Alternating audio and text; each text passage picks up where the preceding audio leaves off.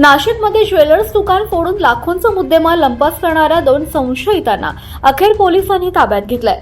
125 CCTV footage, 5 दिवसांचा तपास आणि गुप्त बातमीदारांकडून मिळालेल्या माहितीच्या आधारे नाशिक पोलिसांच्या गुन्हे शाखा युनिट क्रमांक 2 ने मौली ज्वेलर्स घरफोडीचा गुन्हा उघडकीस आणलाय। इंदिरानगर पोलीस ठाण्यात दाखल असलेल्या घरफोडीच्या गुन्ह्याचा तपास गुन्हे शाखा युनिट क्रमांक 2 कडून सुरू होता। पोलिसांनी घटनास्थळासह परिसरातील तब्बल 125 सीसीटीव्ही फुटेजची बारकाईने तपासणी केली।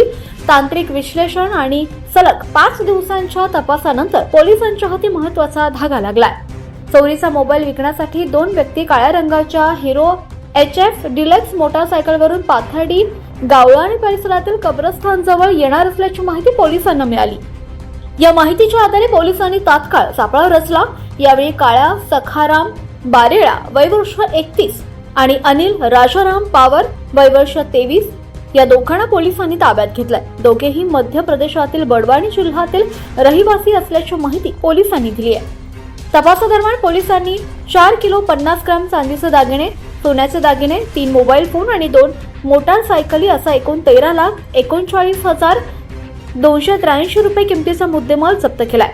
या कारवाईमुळे मौली ज्वेलर्स घरफोडीचा गुन्हा उघडकीस आला असून दोन्ही संशयितांना पुढील कारवाईसाठी इंदिरानगर पोलिसांच्या ताब्यात देण्यात आलाय।